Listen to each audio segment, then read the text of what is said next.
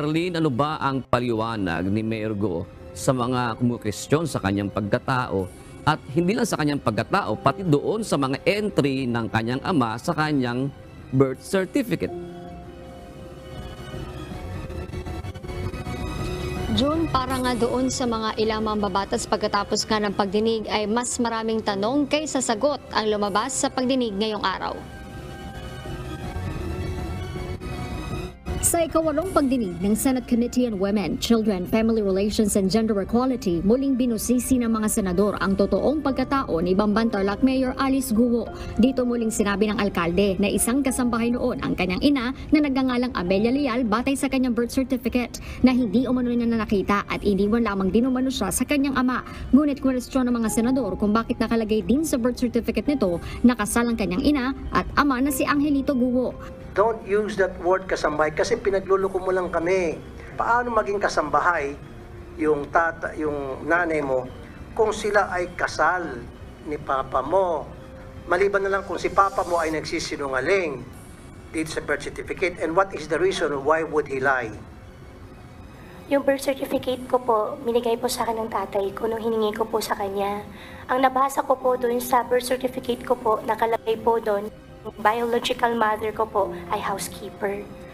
At pasensya ka na, Sen Rafi. Ayaw ko po sisihin yung tatay ko. Mahal ko po ang tatay ko. Wala po tayo, madam, wag niyo pong ilalayo yung topic. Wala pong kaming sinisisi rito.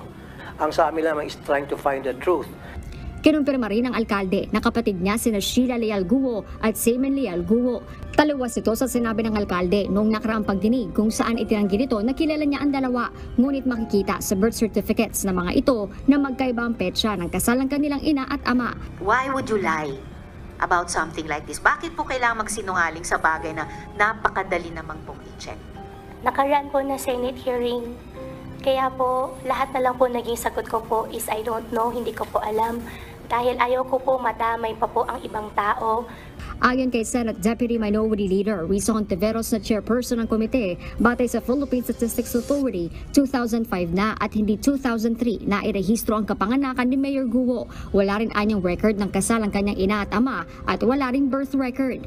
Na-question din ng mga senador ang pagkakakilanlan ng ama ni Mayor Guo na si Angelito Guo. Why would you say he's a Chinese national with a Chinese passport, pero ang nakalagay sa birth certificate mo ay Pilipino siya? So, naiintindihan mo ba kung bakit ang gulo-gulo po ng kwentong buhay nyo tungkol sa pamilya nyo? So, bakit? Your Honor, ayaw ko po magsinungaling. Ang tatay ko po ay Chinese at hindi po ako yung nag-prepare po ng birth certificate ko po. Ayon sa PSA, may irregularidad sa naging late registration sa birth certificate ng alkalde dahil wala umano itong supporting documents. Doon sa incorporation papers, consistent na Chinese ang nationality ng tatay niya. Yung salaysay ng tatay niya, hindi totoo. Mataas po ang posibilidad na hindi totoo yung salaysay niya nung nagrehistro po ng birth certificate. Nagsinungaling siya, nakasal siya kay Amelia. Apo. Tama? Posible po. Para sa akin, ang pag-analisa ko ho dito, nagsinungaling yung applicant eh. Yes. Para yung kanyang mga anak maging Filipino. At pag Filipino ka, pwede kang bumili ng lupa, pwede kang magtayo negosyo, pwede kang kumuha ng passport, pwede ka rin tumakbo bilang mayor. Inungkat din ng mga senador ang pagkabata ni Mayor Guo. Mayor, may childhood photos ba kayo sa Bamban? Yes. Meron po.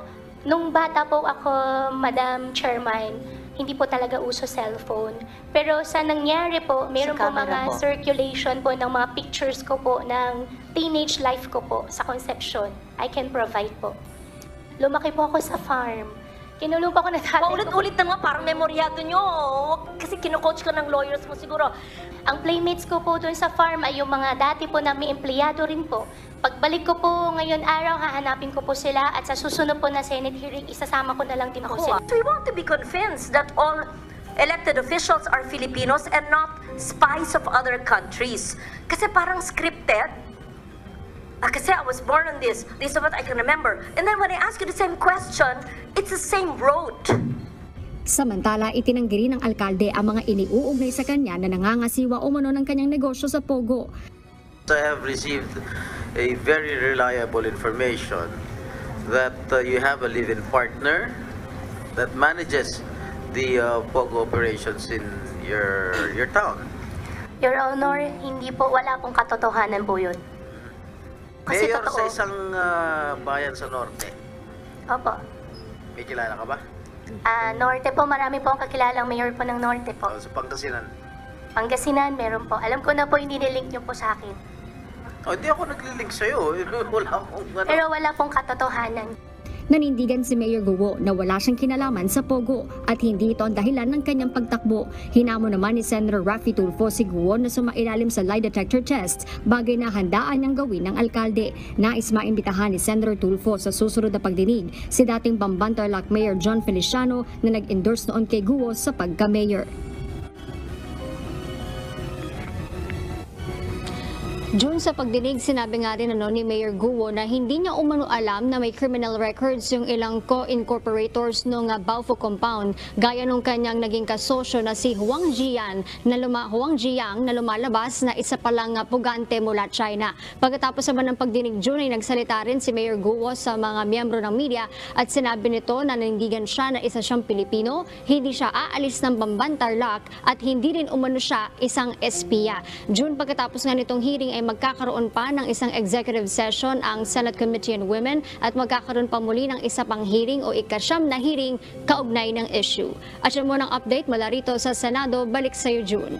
Kanina kasi sa pagdinig nga dyan, Harleen, parang lumawak pa yung mga usapin kasi sinasabi nga ni Senator Gatchalian na hindi kwento ang gusto niyang marinig at nagpapatunay yung mga dokumento doon sa parang sumasalungat doon sa mga sinasabi ni Mayor Guo na halimbawa doon sa kinikita ng negosyo ng kanyang ama at kinikita ng kanyang negosyo dito sa Pilipinas, parang hindi aakma doon sa laki ng mga perang pumapasok sa kanila. Parang gano'n yan na, Harleen. Tama ka, June, at sinabi nga rin kanina ni Senator Gatchalian na iba yung kwento sa mga dokumento dahil salungat yung ilan sa mga ikinukwento ni Mayor Guo kumpara doon sa mga ipinapakitang bagong dokumento ni na Senator Gatchalian maging ni na Senator Rizzo Hontiveros na nakuha nila mismo sa official records ng Philippine Statistics Authority at maging ng Securities and Exchange Commission, June. Kasi nga sa dokumento lumalabas isa siyang presidente ng kumpanya pero sinasabi niya hindi siya involved doon sa operasyon. Ganun ba yun? Tama ba, Harleen? Kanina, June, meron ding nabanggit na isang personalidad na planong imbitahan ni Senator Hontiveros sa susunod na pagdinig na sinasabi na siya yung isa sa mga kumbaga kasosyo o kasama ni Mayor Guo di umano sa ilan sa kanyang mga negosyo na pinapasok. Pero ang sinasabi ni Mayor Guo ay ginawa lamang niyang staff iyon o nag-aayos ng mga dokumento niya noon bago siya maging mayor at gustong mapasilip June ni na Senator Gatchalian at Senator Hontiveros kung posible bang merong conflict of interest o baka may pagkakataon o dumating o posible na nalabag ni Mayor Guo yung Anti-Graft and Corrupt Practices Act, June. Isa pang punto nga doon, Harleen, yung ipinasuri ni Senator Gatchalian, yung building doon mismo, no, yung mga Pogo Hub doon. Kung nakita yung, kumbaga, yung yung pagpapaano ito ginagawa, nakita na ito yung parang 6 na bilyong piso, yung ano pa lang, hindi pa kompleto.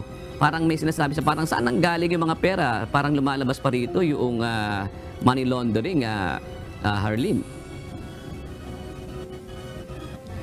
June, sinabi nga ni Senator Gatchalian na isa yan sa mga gusto pa nilang mas matalakay sa susunod na pagdinig yung issue nung sa money laundering dahil nabanggit din kanina, June, madagdag lang natin ni Senator Hontiveros na base sa kanilang research ay yung ilang co-incorporators itong Baofu compound ay isa doon ay convicted na money laundering sa Singapore at meron pang mga ilan doon sa kanila na may criminal records. Kaya isa yan, June, sa ating antabayanan kung mayroon pang mga bagong dokumento na ilalabas sa susunod na pagdinig. Oo nga, kasi lumabas marami ng issue hindi lamang doon sa Pogo, human trafficking, pati nga itong money laundering. Yan natin abangan, Harleen. Maraming